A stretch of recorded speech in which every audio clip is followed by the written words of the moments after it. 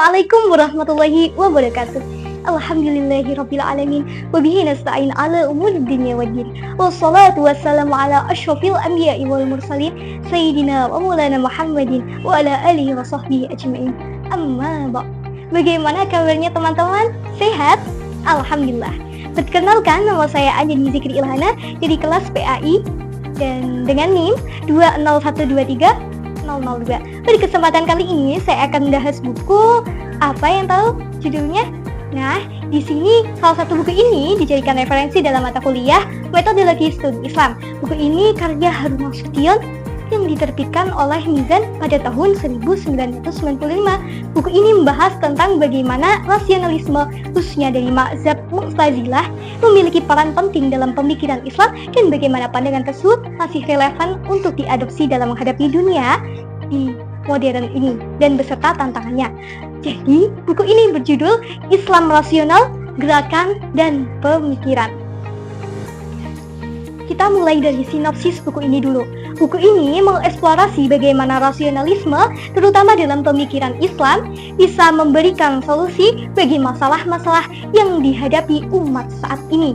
Harun Nasution menegaskan bahwa akal dan pemikiran kritis mainkan peran besar dalam memajukan Islam di masa lalu dan harus dihidupkan kembali agar Islam bisa menjawab tantangan-tantangan modern seperti globalisasi, teknologi, dan perkembangan sains.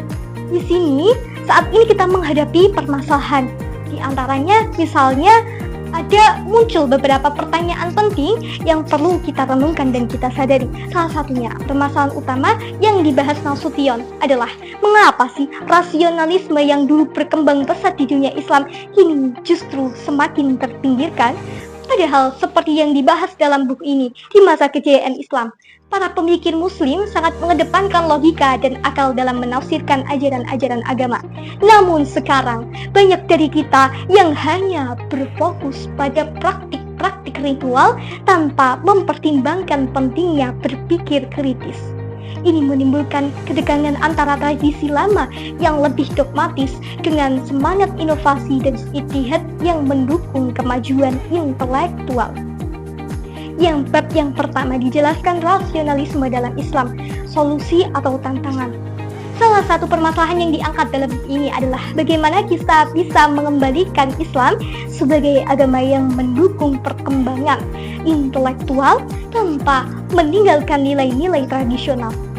Di suatu sisi, Islam sebagai agama yang mendorong umatnya untuk menggunakan akal. Al-Quran sudah berkali-kali menyebutkan bahwa pentingnya berpikir seperti dalam ayat yang berbunyi, Afala tafakkarun, apakah kalian tidak berpikir?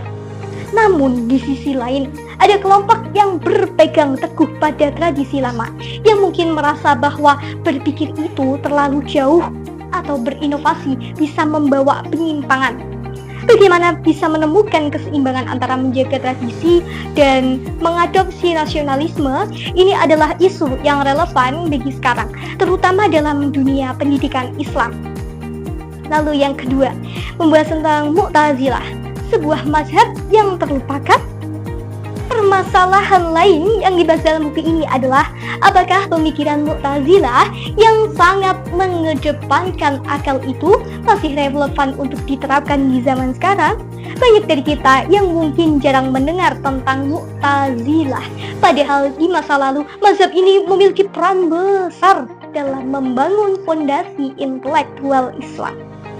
Mu'tazilah mengajarkan bahwa manusia harus menggunakan akalnya untuk memahami kehendak Tuhan, bukan sekedar mengikuti aturan secara buta.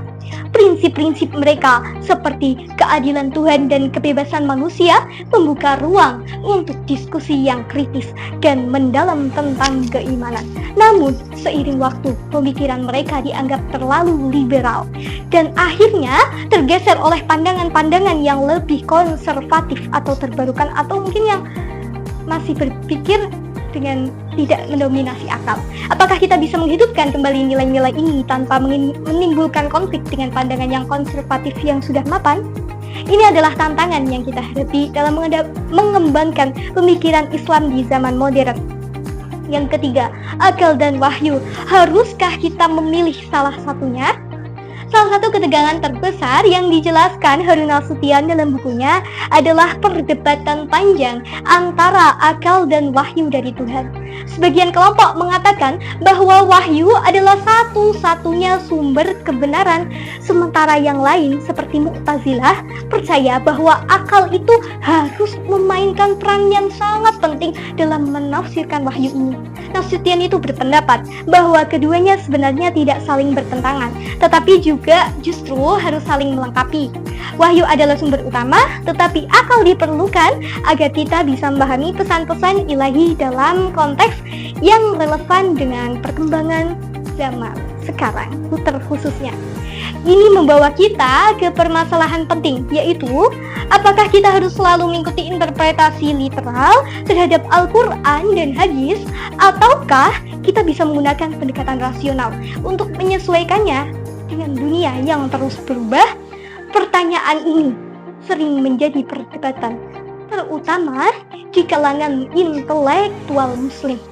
Yang keempat adalah dogmatisme. Apakah dogmatisme itu penghambat kemajuan umat? Buku ini, Nasution mengkritik keras apa yang disebutnya sebagai dogmatisme dalam Islam. Dogmatisme adalah pemahaman agama yang terlalu kaku, yang tidak memberikan ruang untuk pemikiran yang terbarukan. Nasution berargumen bahwa dogmatisme ini adalah salah satu alasan mengapa umat Islam itu mulai tertinggal di berbagai bidang, terutama dalam ilmu pengetahuan dan teknologi. Apakah dengan terlalu berpegang dengan dogma, kita justru membatasi potensi intelektual umat Islam? Pertanyaan ini penting untuk kita renungkan, terutama di era digital ini, di mana ilmu pengetahuan berkembang begitu cepat. Tanpa keterbukaan pikiran, kita akan semakin tertinggal. Yang kelima, yaitu menghidupkan ijtihad. Apakah masih relevan? Harun Nasution di akhir bukunya menyerukan agar umat Islam menghidupkan kembali semangat ijtihad, yaitu proses penalaran mandiri dalam menafsirkan ajaran agama. Namun, ini membawa kita pada permasalahan, yaitu apakah ijtihad yang sempat dianggap sudah tertutup masih relevan di zaman modern? Bagi Nasution, ijtihad itu sangat penting untuk menjawab tantangan modern, termasuk perkembangan teknologi, sains, dan sosial budaya. Dengan ijtihad, kita bisa menemukan solusi-solusi yang sesuai dengan zaman tanpa meninggalkan prinsip-prinsip Islam. Ini adalah seruan untuk berpikir lebih kritis dan terbuka lagi, tetapi tentunya menumbuhkan keberanian intelektual dari umat Islam. Baik, itu adalah ringkasan dari buku Harun Nasution yang tadi judulnya sudah disebutkan. Nah, kita menyimpulkan, yaitu secara keseluruhan memang buku Islam Rasional karya Harun Nasution ini menawarkan pandangan yang mendalam tentang pentingnya rasionalisme dalam Islam. Buku ini mengajak kita untuk tidak hanya berpegang pada tradisi, tetapi juga berani berpikir secara kritis agar Islam tetap relevan di dunia yang terus berkembang. Beberapa permasalahan yang saya sebutkan tadi adalah refleksi dari tantangan-tantangan yang dihadapi umat Islam pada saat ini. Apakah kita akan terus mengikuti pemikiran yang sudah ada tanpa berpikir ulang, atau kita akan berani mengambil langkah-langkah baru yang lebih sesuai dengan perkembangan zaman? Terima kasih sudah menyimak tayangan video ini. Semoga bermanfaat bagi pemirsa sekalian. Wallahul muwaffiq ila aqwamit thoriq. Wassalamualaikum warahmatullahi wabarakatuh.